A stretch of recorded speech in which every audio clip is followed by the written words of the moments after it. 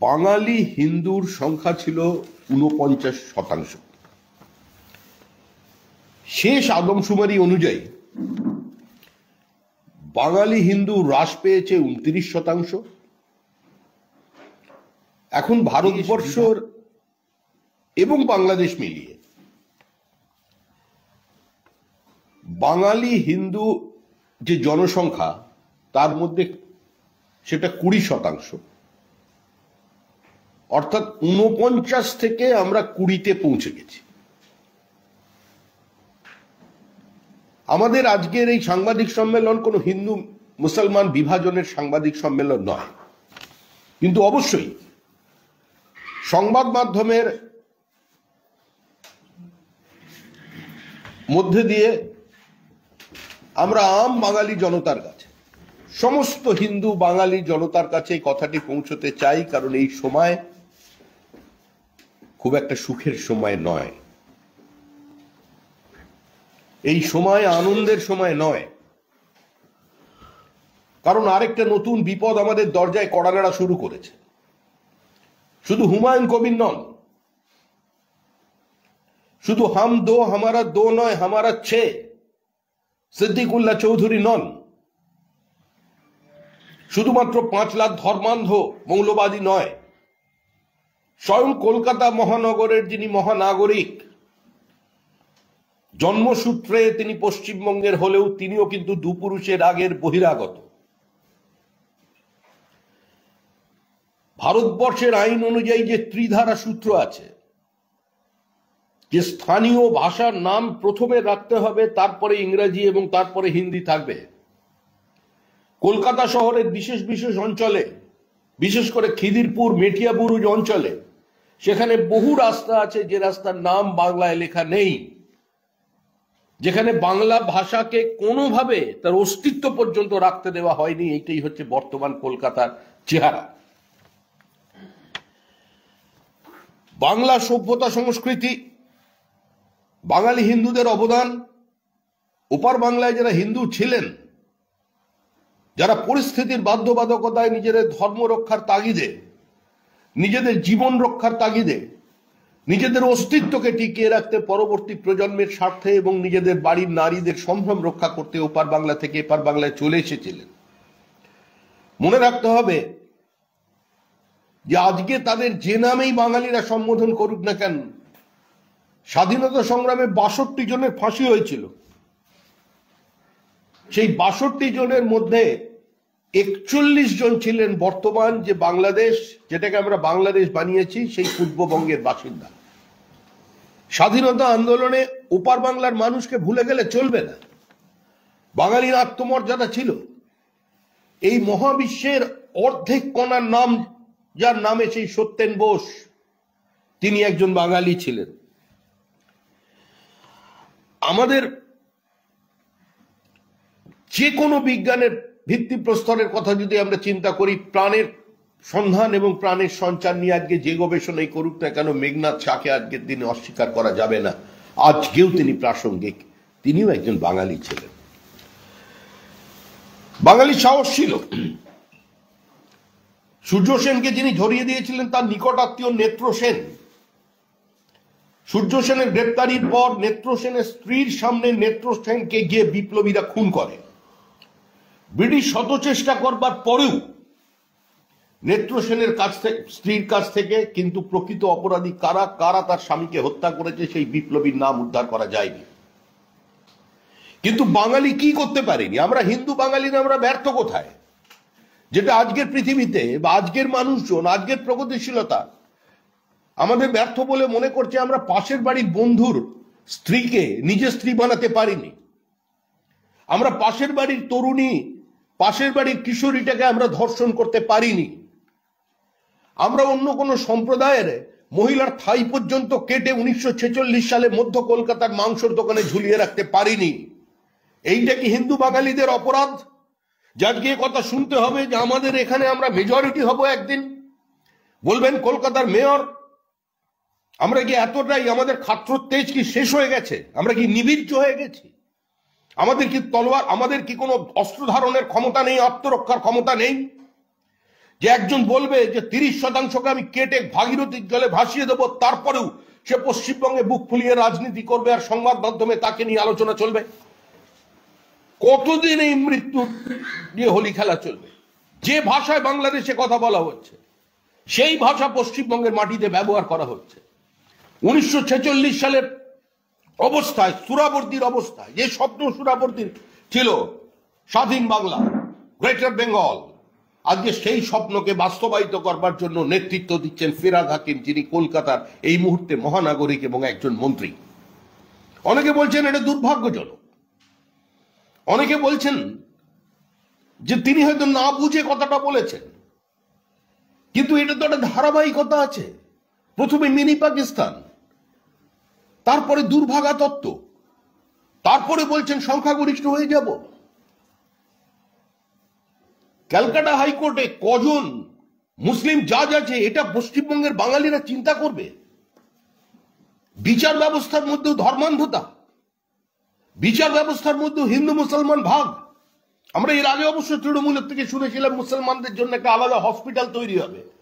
আমি জানি না ওখানে কোনো নতুন ধরনের ব্লাডের গ্রুপের টেস্ট হবে কিনা, যে হিন্দুর রক্ত মুসলমান নেবে না, মুসলমানের রক্ত হিন্দু নেবেন, এটা আমরা শুনেছিলাম। তবে সম্ভবত মুখ্যমন্ত্রী সেই ভুল সংশোধন করে নিয়েছিলেন। কিন্তু আজ এটা কার ইন্ধনে হচ্ছে? এটা কি ভোট ব্যাংক পলিটিক্স, না মুখ্যমন্ত্রী অস্তিত্বকে চ্যালেঞ্জ করা হচ্ছে, না মুখ্যমন্ত্রী ট্যাসিট সাপোর্ট আছে, না হলে অন্য কোন শক্তি ববি হাকিমকে দিয়ে স্টেটমেন্ট প্লান্ট করাচ্ছে? আজকে তো এটা বাঙালিদের চিন্তা করতে হবে। নেতাজি সুভাষচন্দ্র বোস দেশবন্ধুর পরে চেয়ারে যিনি বসেছেন, এটা দুর্ভাগ্য পশ্চিমবঙ্গের যে তার মুখ থেকে আজকে এই ভাষা পশ্চিমবঙ্গের বাঙালিরা শুনতে পাচ্ছেন। আজকে এই যে বিভাজনের রাজনীতি চূড়ান্ত সর্বনাশের দিকে নিয়ে যাচ্ছে পশ্চিমবঙ্গকে, আজকে তা নিয়ে সচেতন হতে হবে। আমি কাল কমরেড সুজন চক্রবর্তীর বক্তব্য শুনছিলাম। ফিরহাদ হাকিমের বক্তব্যের প্রসঙ্গ টেনে হঠাৎ আরএসএস কে টেনে আনলেন। কোথায় কোন দেশ ভাগের কথা আরএসএস বলেছে? আমরা অখণ্ড ভারতবর্ষের স্বপ্ন দেখেছি, এখনো মনে করি ভারতবর্ষ একদিন অখণ্ড হবে। আমরা জাতীয় সঙ্গীত গেয়ে চলেছি প্রতিনিয়ত, পাঞ্জাব ও সিন্ধু, গুজরাট ও মারাঠা, দ্রাবিড় উৎকল বঙ্গ। পাঞ্জাবের অর্ধেকটা নেই, বাংলার অর্ধেকটা নেই, সিন্ধুর গোটাটাই নেই, কিন্তু আমাদের বুকে একবারও ব্যথা লাগছে না। এরপরে বাংলাটা চলে যাবে। আমরা এখানে 30%, সারা দেশে আমরা 17%। ইনশাল্লাহ যদি চায় এবং আল্লাহ যদি চান, তাহলে এখন একদিন আমরা এখানে মেজরিটি হয়ে যাব। এরা সংবিধানের শপথ নিয়ে কথা বলতে পারে? যিনি মন্ত্রী হয়েছেন তিনি আজকে বিবৃতি দিচ্ছেন, অর্থাৎ যতক্ষণ 30% ততক্ষণ ভারতের সংবিধান, যতক্ষণ 30% ততক্ষণ ভারতবর্ষের সংবিধান, আর যখন 40% হয়ে যাবে তখন শরিয়ত। যে অবস্থা আজকে বাংলাদেশে হয়েছে, নিরবিচ্ছিন্নভাবে হিন্দুদের উপর অত্যাচার চলেছে। কোথায় ছিল প্রমোদ দাশগুপ্তর বাড়ি? কোথায় ছিল জ্যোতিবাবুর বাড়ি, শৈলেন দাশগুপ্তর বাড়ি? কোথায় ছিল রবীন্দ্র গৌতম দেবেদের বাড়ি? কোথায় ছিল সৌগত রায়ের বাড়ি? কোথায় কোথায় এই ধর্মনিরপেক্ষ মানুষজনেরা ছিলেন? ওপার বাংলায় মার্ক্সবাদ চলেনি, গান্ধীবাদ চলেনি, একাত্ম মানববাদ চলেনি, একই বৃন্তে দুটি কুসুম চলেনি, হিন্দু না ওরা মুসলিম ওই জিজ্ঞাসা কোন চলেনি। মিলনের পদযাত্রা করতে করতে আমরা হেরে গিয়েছিলাম 47 সালের 15ই আগস্টে। আজকে সেই জায়গা থেকে আমাদের নতুন করে চিন্তা করতে হবে। গোটা ধর্মতলা দখল, সল্টলেকের মধ্যে রোহিঙ্গাদের আশ্রয়স্থল, কমিশনারেটের পেছনে পর্যন্ত অনুপ্রবেশকারীরা, সল্টলেকের মতো একটা স্যাটেলাইট প্ল্যান্ট সিটি, সেখানে মসজিদ তৈরি হয়ে যাচ্ছে। এখানে কেউ কোনো প্রতিবাদ করছেন না, কেউ এগিয়ে আসছেন না। যারা বুদ্ধিজীবী, যারা প্রগতিশীল, কোথায় প্রতিবাদ? ওপার বাংলায় যে রাজনৈতিক ব্যক্তিত্ব প্রথম খুললেন তিনি ওখানকার বাংলাদেশ কমিউনিস্ট পার্টির নেতা, তার সঙ্গে তো কোনো শেখ হাসিনা কিংবা বিএনপির তাদের ওই ধর্মান্ধ কোনো ব্যাপার স্যাপারের কোনো সম্পর্ক ছিল না। মার্ক্সবাদীরা তো ধর্ম মানেন না, কিন্তু প্রথম প্রাণ দিতে হলো তাকে, কারণ তিনি হয়তো এই মৌলবাদীদের বিরুদ্ধাচরণ করেছিলেন। আর দুর্ভাগ্য তার থেকেও বড় এটা, আন্তর্জাতিকতাবাদী যারা আছেন, গোটা বিশ্বটা যাদের দেশ, কোন ভূখণ্ড যাদের আলাদা করে রাখতে পারেনি, সেই কমিউনিস্ট পার্টি, এখন মার্কসিস্ট, তার যে নেতা আছেন মোহাম্মদ সেলিম, বা পরে যে নেতা হবেন, বা যারা তার চারপাশে আছেন, একজনও সেই কমিউনিস্টের মৃত্যুর জন্য পশ্চিমবঙ্গে এক ফোঁটা চোখের জল ফেললেন না, একবারের জন্য প্রতিবাদ করলেন না। উত্রাস বলছেন, উন্নাও বলছেন, হাতরাস বলছেন, কিন্তু সেখানে অপরাধীদের ধরা পড়ে।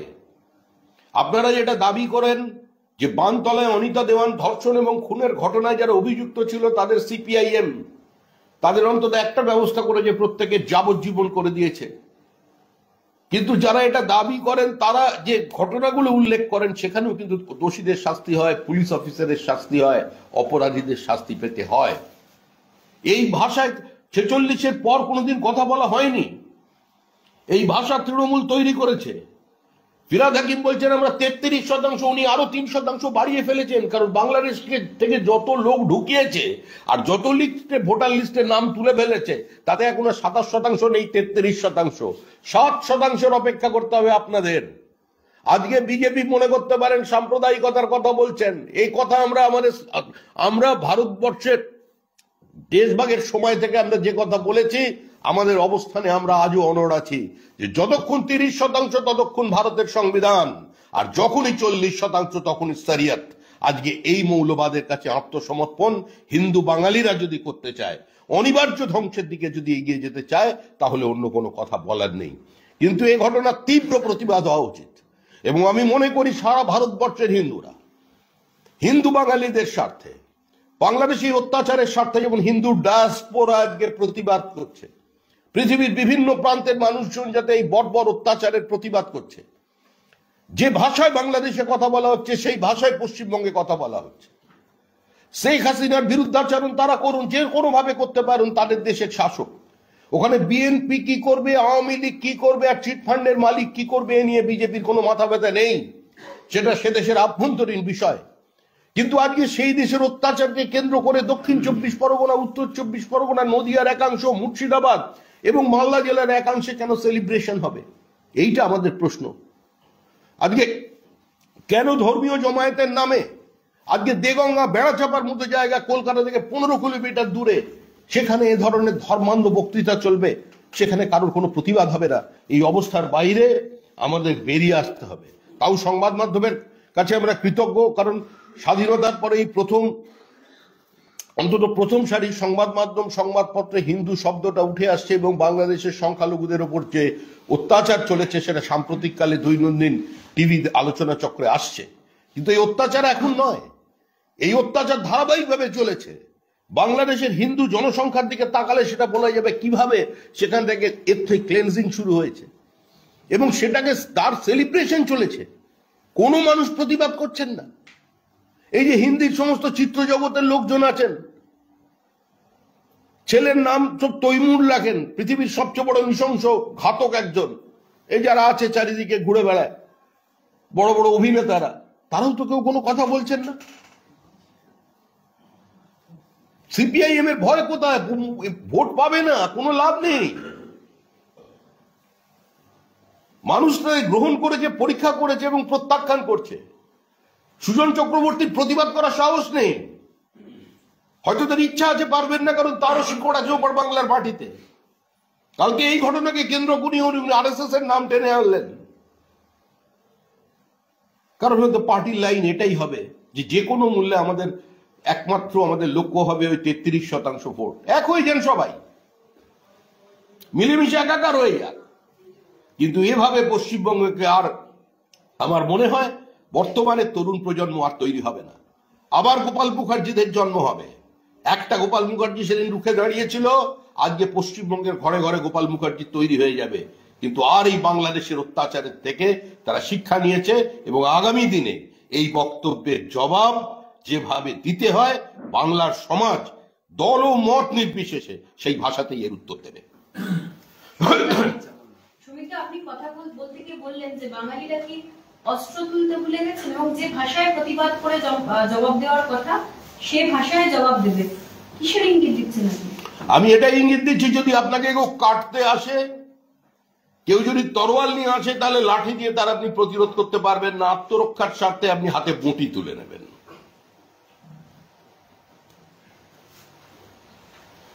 প্রাক্তন আইপিএস হুমায়ুন কবির, যিনি তৃণমূলেই রয়েছেন, তিনি একটা খুব তাৎপর্যপূর্ণ পোস্ট করেছেন, জিন্দগি লম্বি নাহি বাড়ি হোনি চাহিয়ে হুজুর হাকিম জি, কোয়ান্টিটি নয় কোয়ালিটি চাই, 5 বাচ্চা রিক্সাওয়ালা, সবজিওয়ালা, ঠেলাওয়ালা, পরিযায়ী শ্রমিক, হকার না হয়ে 2 বাচ্চা শিক্ষক, ডাক্তার, নিজের পক্ষে আমার মতো পুলিশ হওয়া ভালো নয় কি?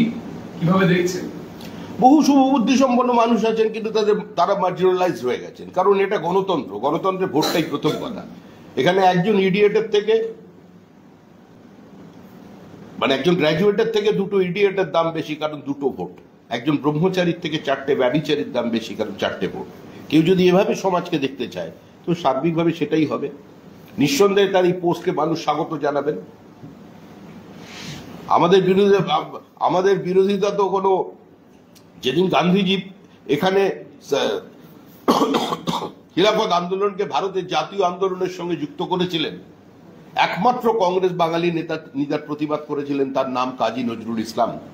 এবং তিনি বলেছিলেন যে এই খিলাফত আন্দোলনকে ভারতবর্ষের জাতীয় আন্দোলনের সঙ্গে যুক্ত করে আমরা ভারতের জাতীয় জনজীবনের যে রাজনীতি, সেখানে আমরা চিরকালের জন্য আমরা একটা বিভাজনকে বা একটা সাম্প্রদায়িকতাকে প্রতিষ্ঠা দিলাম। সেদিন তার কথার মূল্য কেউ দেয়নি। শ্রমিকদা, ববি হাকিমের এই বক্তব্যতে আপনাদের কি মনে হচ্ছে? এবার কি গ্রেটার বাংলাদেশের দিকে? না, আমরা তো পরিষ্কার বলছি, এটা আন্তর্জাতিক চক্রান্ত। যে স্বপ্ন সুরাবর্দী ছিল, সেই স্বপ্ন সুরাবর্দী সম্পূর্ণ করতে পারেনি, ওটা ফিরহাদ হাকিম সম্পূর্ণ করবেন। উনি প্রথমে নিজের অবস্থানের মিনি পাকিস্তানের বিবৃতি দিয়ে বলেছেন যে এটা অনেকটা এরকম ভাবে মানুষ বলে। দ্বিতীয়বারে উনি যখন বললেন, আমি তখন ভাবলাম যে হয়তো একটা পরিস্থিতির তাগিদে ওইরকম লোকজন বন্ধ ঘরের মধ্যে বলে ফেলেছিলেন। কিন্তু কাল ক্যাটাগরিক্যালি উনি যেটা বলেছেন, সেটাতে আমি আবার বলছি যে আমাদের পার্টির অবস্থান এক, যে হুমায়ুন কবির, সৈফুদ্দিন, আমাদের মাফ করবেন, সিদ্দিকুল্লাহ চৌধুরী এবং ফিরহাদ হাকিম যে কথা বলেছেন, এই কথাটা পরিকল্পিতভাবে বলা হচ্ছে, তৃণমূলের পক্ষ থেকে বলানো হচ্ছে কিনা আমার জানেনি। আমি আবেদন করছি তৃণমূল কংগ্রেসের সমস্ত নেতা এবং সমস্ত কর্মীদের কাছে, এমনকি স্বয়ং মুখ্যমন্ত্রী শ্রদ্ধেয় মমতা বন্দ্যোপাধ্যায়ের কাছে, যে যেদিন 40% হয়ে যাবে সেদিন মমতা বন্দ্যোপাধ্যায়ের ছবিগুলো কিন্তু এরা পার্টি অফিস থেকে টেনে নামিয়ে দেবে। এই দিকে এগোচ্ছে।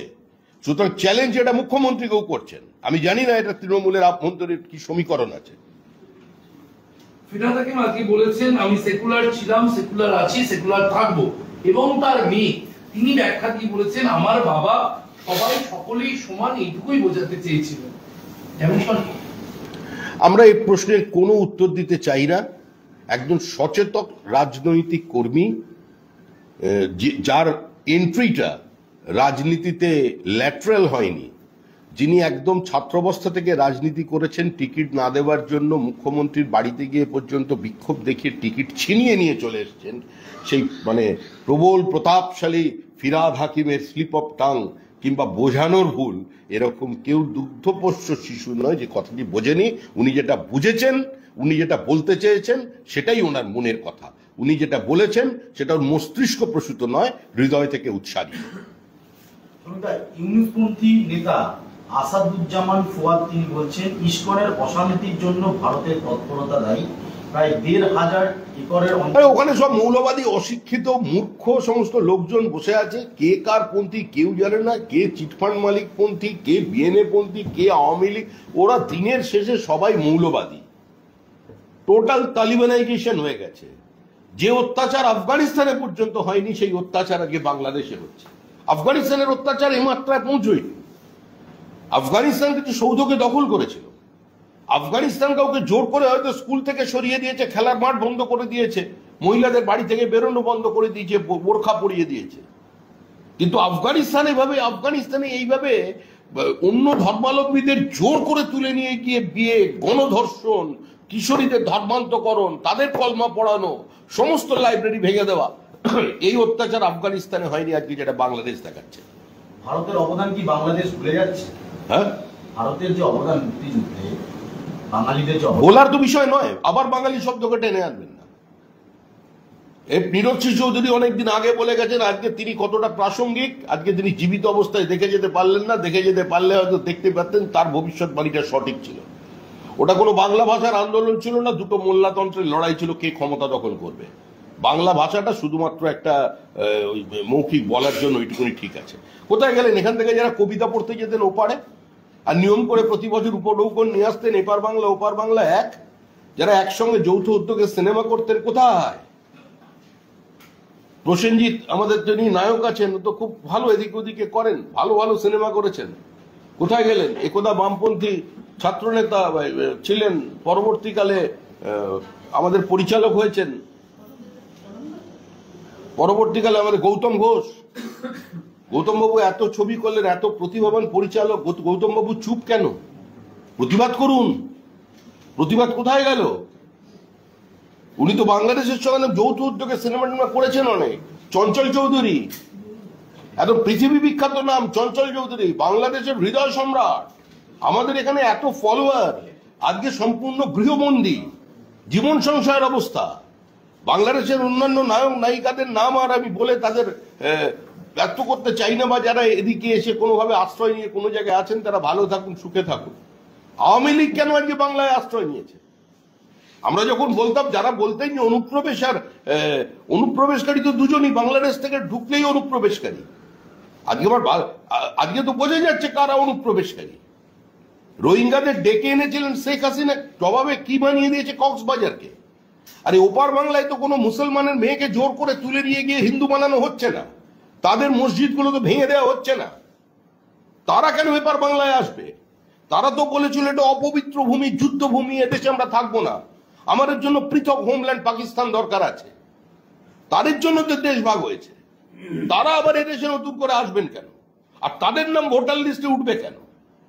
33% বানিয়ে দিল তৃণমূল কংগ্রেস, 27%কে রাতারাতি ভোটার লিস্টে নাম ঢুকিয়ে আধার কার্ড পাইয়ে দিয়ে, আর সেটাকে আবার সদর্পে বলছেন ফিরাদ হাকিম। 2011 জনগণনা, তারপরে কোথা থেকে গণনা করলো তৃণমূল জানি না, 33% বানিয়ে দিল। মানে এত লোক ঢুকিয়েছে উত্তর 24 পরগনার, দক্ষিণ 24 পরগনার। গোটা ধর্মতলা দখল করে শান্তি পায়নি, এখন তো গড়িয়াহাট প্রায় দখলে। এবার আমি সচেতন হতে বলছি, হাতিবাগানের দিকে, উত্তর কলকাতার দিকে হাট বাড়িয়েছে, সল্ট লেকে ঢুকেছে, এদিক থেকে এগিয়ে আসছে, আস্তে আস্তে সমস্ত জমি কিনছে গান পয়েন্টে। আপনারা যে কামদুনি বলছেন, কামদুনির পাশে গিয়ে কৃষকদের সঙ্গে কথা বলুন, কি অবস্থায় কৃষকরা আছে। যাদের থেকে জমি নিয়ে মাছ চাষ করা হয় তারা নিয়মিত খাজনা পায় না। শুধু সন্দেশখালীর অত্যাচারের কথা মানুষ জেনেছে, সন্দেশখালীর বিভিন্ন ধরনের পোস্ট, কাউন্টার পোস্ট হয়েছে, আমি সেই বিতর্কে ঢুকতে চাই না। কিন্তু অত্যাচার শুধুমাত্র সন্দেশখালী ব্লক 2 এ হয়নি, সন্দেশখালীর ব্লক 1 এ মুসলমানদের পর্যন্ত জমি কেড়ে নেওয়া হয়েছে, শুধু হিন্দুর জমি নয়। দেগঙ্গার পর থেকে এদিকে বেলিয়াঘাটা পর্যন্ত, এবং আপনি রাজারহাট থেকে কামদুনি পর্যন্ত দুপাশের বিস্তীর্ণ এলাকার যে জমি হিন্দু মুসলমান নির্বিশেষে গান পয়েন্টে কম দামে কিনে নেওয়া হচ্ছে। শাসন থানার বিভিন্ন মৌজার জমি একজনের অন্য জনের নামে রেকর্ড হয়ে যাচ্ছে, সরাসরি তারপরে গিয়ে তার বাড়িতে থানার সঙ্গে সেটিং, থানা চালাচ্ছে একজন লোক। ওখানে নামটা কি মনে করতে পারছি না, এরকম নাম মনে থাকে না, অল্প বয়সী ছেলে, তার সঙ্গে দেখা করতে গেলে 2000 টাকা দেয়। দেখা করলে 2000 টাকা দেয় সকালে বিকেলে। বিখ্যাত লোক, সামান্য বয়স, সে উঠে পড়েছে, সেই শাসন তারা চালায়। কি করবেন মুখ্যমন্ত্রী? মুখ্যমন্ত্রীর হাতে নেই, মুখ্যমন্ত্রীর হাতের বাইরে চলে গেছে। বাঘ যখন রক্তের স্বাদ পেয়ে যায় সে তখন আর ঘাস খায় না, খাবে না। এখন সুমিতা, এখনো বহু পরিচালক রয়েছেন কলকাতায়, স্বনামধন্য প্রথম সারির পরিচালক, যারা বাংলাদেশ ইস্যুতে প্রশ্ন করা হলে তারা উত্তর দিচ্ছেন না, যারা এখনো বাংলাদেশের আর্টিস্টদের কাস্ট করছেন। কলকাতায় বাঙালি বহু অভিনেতা অভিনেত্রী রয়েছেন, তাহলে কি বাইরের থেকে আনা এই বিষয়কে আরো বেশি সচেতন হতে হবে বাংলাদেশের? না, বাংলাদেশের আমরা কারোর অভিনয় সত্তাকে, আমরা কোন শিল্পী সত্তাকে, কোন প্রতিভাকে, আমরা কোন ধর্মের মোড়কে, উপাসনা পদ্ধতির মোড়কে আমরা রাঙিয়ে দিতে চাই না বা তাদের বিচ্ছিন্ন করে দিতে চাই না। আমরা চাই এখনো, কিন্তু এই মুহূর্তে তাদের বয়কট করতে হবে। এই মুহূর্তে ওপার বাংলার যারা মুসলিম ধর্মাবলম্বী অভিনেতা অভিনেত্রী আছেন, তারা দাঁড়িয়ে বাংলার মাটিতে দাঁড়িয়ে প্রতিবাদ করুন, এই ঘৃণ্য হিন্দু অত্যাচারের বিরুদ্ধে কথা বলুন, তারপরে ছুটিকে নামান। আমি একেও বলবো অরূপ বিশ্বাস ওপার বাংলার মানুষ, প্রায় টলিউড কার পুরো নিয়ন্ত্রণে। উনি বিষয়টা দেখুন, শুধু খেলাধুলো দেখলে হবে না, এটা কোনো দেখতে হবে। ওনার তো অনেক বিধি নিষেধ আরোপ করেছিলেন, অনেকের তপন সিনহার পর্যন্ত শুটিং এখানে বন্ধ হয়ে গিয়েছিল। কিন্তু যারা ওপারে অত্যাচার করবে আর এখানে এসে সিনেমা করবেন আর তারা প্রতিবাদ করবেন না, এটা তো হতে পারে না। আমি তো নাম করে বলছি, গৌতম ঘোষের প্রতিবাদ কোথায় গেল? প্রসেনজিতের মতো একজন অভিনেতা, অন্তত তার থেকে তো সমাজ এটা প্রত্যাশা করে যে একটা কোনো কথা বলুন তিনি। সকলের নাম বলা সম্ভব নয়, সকলের নাম বলছি না। না না, কলকাতায় কেন থাকবেন না? উনি অভিনয় করতে এসছেন, কলকাতায় কেন থাকবেন না? কিন্তু উনি প্রতিবাদ করুন। জয়া হাসানের দর্শক তো হিন্দুরাও আছে ওপার বাংলার। উনি যদি জয়া হাসান না হয়ে জয়া ভাদুড়ি হতেন তাহলে একটা প্রশ্ন ছিল, কিন্তু উনি জয়া আহসান, ওনাকে প্রতিবাদ করতে হবে। ওনার ছবি হিন্দুরা দেখছে, ওনার ছবি মুসলমানেরা দেখছে। আমরা এই ঘৃণ্য রাজনীতি চাই না, কিন্তু শুধুমাত্র হিন্দু হয়ে জন্মানোটা কি অপরাধ? বাংলাদেশে জন্মানো অপরাধ, কিন্তু পশ্চিমবঙ্গে আমরা হিন্দু হয়ে জন্মাচ্ছি, এটা আমাদের অপরাধ। আজকে তৃণমূল এটা প্রতিষ্ঠা করছে, এটা তৃণমূলের প্রতিষ্ঠা না ববি হাকিমের ব্যক্তিগত উদ্যোগ, সেটা মুখ্যমন্ত্রীর কাছে জবাব চাই আমরা। এটা তো মুখ্যমন্ত্রীকে অ্যাড্রেস করা উচিত এই ইস্যুকে। একটা পুরো জনসমাজকে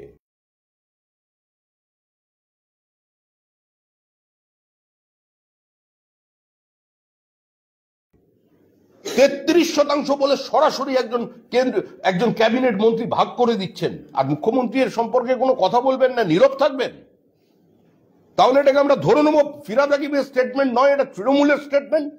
তখন আমি আবেদন করছি সমস্ত হিন্দু তৃণমূল কংগ্রেসের যারা এমএলএ আছেন, এমপি আছেন, মন্ত্রী আছেন, সদস্য আছেন, তাদের কাছে। আমার খুব ভালো লাগলো সেদিন একটা সংবাদপত্রে দেখলাম ইস্ট বেঙ্গল গ্যালারিতে একটা ব্যানার আমার চোখে পড়লো, ভালো লেগেছেন, প্রতিবাদ করেছেন শুদ্ধ ভাষায়, অত্যন্ত সচেতন ভাবে, রুচিশীল একটা প্রতিবাদ হয়েছে, যেটা খেলার মাঠে রাজনীতি ঢুকিয়ে দিয়েছে। ইস্ট বেঙ্গলের ক্যাচলাইন কি? ছিন্নমূল মানুষের আকাশ ছোঁয়ার স্বপ্ন। তারা পর্যন্ত বিরোধিতায় নেমে গেছিলেন পয়লা বৈশাখ নিয়ে। 20 জুনের ইতিহাসকে মুখ্যমন্ত্রী ভুলিয়ে দিয়ে পয়লা বৈশাখের জন্মদিন কারণ করছেন, কারণ এই মৌলবাদীদের যে অত্যাচার ছিল সেটা ভুলিয়ে দেওয়ার জন্য। আবার সেটা প্রতিষ্ঠিত হয়ে গেল। শেষ।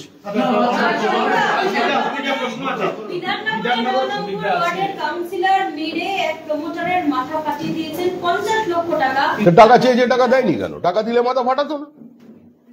উনি কষ্ট করে টাকা দিয়ে তৃণমূল কংগ্রেসের কাউন্সিলর রয়েছেন, তার অধিকার আছে টাকা চাইবার। টাকা চেয়েছে, টাকা দেয়নি, মেরেছে, মাথা ফাটিয়ে দিয়েছে।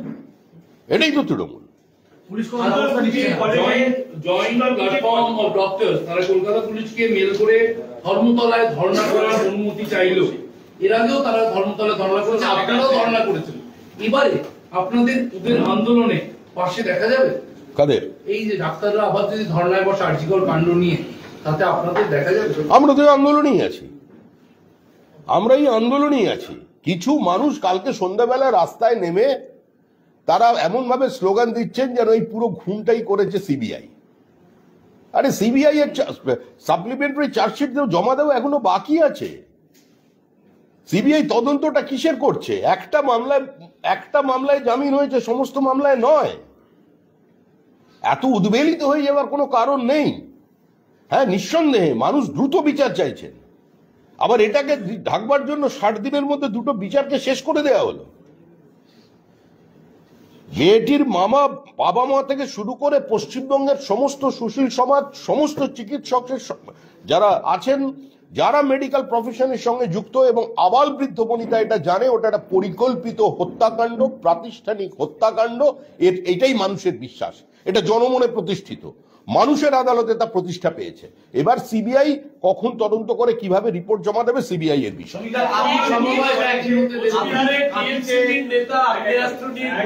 কোথায়?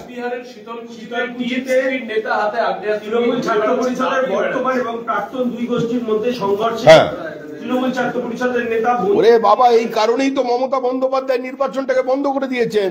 ছাত্র সংসদ নির্বাচন হলে তৃণমূল কংগ্রেসের কয়েকটা লোক মারা যাবে, কয়েকজন ছাত্র খুন হয়ে যাবে, কারণ এখনো তো ওটার তো টাকা তোলার জায়গা। অনার্স কে কত পাবে সেটা বিক্রি হচ্ছে, তো সেখানে টাকা যদি একবার উঠতে থাকে বেআইনি ভাবে, সে টাকার ভাগ দিতে হয় অন্য লোককে। 75-25-এর অঙ্ক আছে, দিয়ে খাওয়ার ব্যাপার আছে, তার সঙ্গে অস্ত্র আছে, বেরিয়ে পড়েছে। এই আবার নতুন কি?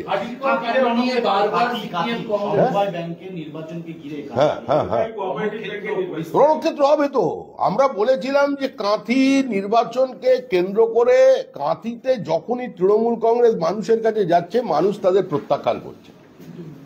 সে নন্দীগ্রাম ও কাঁথি ও গোটা পূর্ব মেদিনীপুরের এইটাই চিত্র।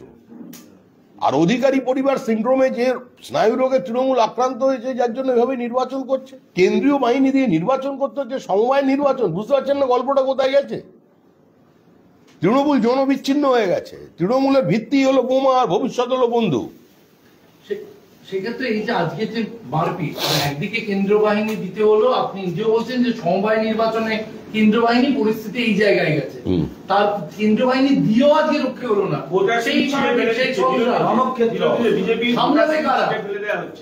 তো সেটাই তো তৃণমূল কংগ্রেসের তো এইটাই রাজনীতি। নির্বাচনটা তৃণমূল কংগ্রেসের চয়েস নয়, কম্পালশন। তৃণমূল কংগ্রেস কোনো নির্বাচন চায় না, সেজন্য সারা পশ্চিমবঙ্গে যেখানে যেখানে সরকার নির্বাচন বন্ধ করতে পারে বন্ধ করে দেখিয়ে দিয়েছে। কলেজ, স্কুল, বিশ্ববিদ্যালয়ে নির্বাচন নেই। কেন নেই? কারণ নির্বাচনের উপর তৃণমূলের আস্থা নেই। তো ওখানে ভোটার স্লিপ ছিঁড়বে।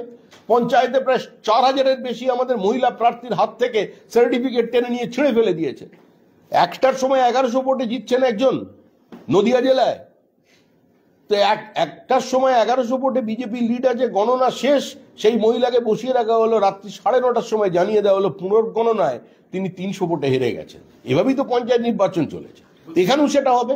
রাজ্যে একের পর এক খুন, কিন্তু প্রতিবাদ করলে এমন শাস্তি যুদ্ধ কেউ ভাবতে পারেনি। সবজিওয়ালা তোলাবাজির প্রতিবাদ করছেন, পেটে ছুরি গেঁথে দেওয়া হয়েছে, সেই সবজিওয়ালার পেটে ছুরি গেঁথে দেওয়া হয়েছে। এই রাজ্যেরই ঘটনা, কিভাবে দেখেন? নিয়ন্ত্রণহীন সমাজ, সমাজ বিরোধীদের হাতে চলে গেছে পুরো প্রশাসন। কিচ্ছু করতে পারবেন না মুখ্যমন্ত্রী। যে মুখ্যমন্ত্রী সিপিআইএম এর অত্যাচারের বিরুদ্ধে, ক্যাডার রাজের বিরুদ্ধে, নির্বাচনকে প্রহসনে পরিণত করবার বিরুদ্ধে তিনি লড়াই করেছিলেন, রক্ত ঝরিয়েছিলেন, নিজের জীবনের ঝুঁকি নিয়ে বিভিন্ন জায়গায় ঝাঁপিয়ে পড়তেন, আজকে পরিণতি এটাই হলো যে সেদিনের সেই স্বপ্নের মেঘ বালিকা মানুষের চোখে যিনি হয়ে উঠেছিলেন, আজকে সম্পূর্ণভাবে সাজবাতির রূপকথা। শেষ গল্প। একেবারে অধীর চৌধুরী, মোহাম্মদ সেলিম, এসএফআই নেতৃত্ব, যুব কংগ্রেস সবাই এটাই তো পার্লামেন্টে বলছেন না কেন? এই কথাটা এটা বোঝা যাচ্ছে না। সেটিং যদি ওরা না চান তাহলে এই কথাটা পার্লামেন্টের সামনে গিয়ে বলুন। পার্লামেন্ট পরিসরে প্রতিদিন যখন ধর্ণা দিচ্ছেন ওই সময় দাঁড়িয়ে বলুন। কংগ্রেস এবং সিপিআইএম একসঙ্গে গলায় মালা নিয়ে দুজনে দাঁড়িয়ে পড়ুন, দাঁড়িয়ে পড়ে বলুন সেটিং হতে দেব না। অস্বস্তিকর অবস্থার মধ্যে আমাদের একমাত্র বাঙালি সিপিআইএম এর এমপি বিকাশ ভট্টাচার্য সংসদে আসেন, 15 মিনিট থেকে চলে যান, কারণ সামনে কংগ্রেস আর পিছনে তৃণমূল। উনি কি বলবেন? উঠলেই তো বলবেন ওনার বিরুদ্ধে। সবচেয়ে বেশি যে আক্রান্ত, সবচেয়ে বেশি যার বিরুদ্ধে ভাষা সন্ত্রাস হয়েছে, তার নাম হচ্ছে বিকাশ ভট্টাচার্য। তৃণমূল পিছন থেকে বসে আছে ঢালের মতো। তিনি বেশিক্ষণ থাকেন না, আসেন, অল্প কিছুক্ষণ বসেন, কফি খান, চলে যান। আচ্ছা, এক দেশ এক ভোট বিল নিয়ে কি এই মুহূর্তে দোটানা এই বিল পেশের ক্ষেত্রে? কারণ আজকে কোনো দোটানা নেই, বিজেপির কাছে কোনো হিডেন এজেন্ডা নেই। বিজেপি গাছের পিছন থেকে, পর্দার আড়াল থেকে, মশারির ভেতর থেকে কোনো কাজ করে না। যা হবে চোখে চোখ রেখে, মুখোশের আড়ালে নয়, মুখোমুখি। 370 ধারার বাতিল চাই, আমরা দীর্ঘদিন স্লোগান দিয়েছি, করে দেখিয়েছি। রাম মন্দির তৈরি হবে, হয়ে গেছে। আমরা বলে দিয়েছিলাম 1 নেশন 1 ট্যাক্স, জিএসটি নামিয়ে দেয়া হয়েছে। এরপরে বলা হয়েছে 3 তালাক, এই আইন চলতে পারে না, বাতিল। এবার আপনি যেটা নিয়ে মাথা মারছেন ওটাও হবে। যেটার জন্য অপেক্ষা করছেন কমন সিভিল কোড বিল, সভ্য জগতে যেটা সভ্যতা যেটা চায় সেটাও হবে। সময় হয়ে যাবে, সময়ের অপেক্ষা। 1 মাস, 2 মাস, 3 মাস, 1 বছর, এই টেনিওরই হবে।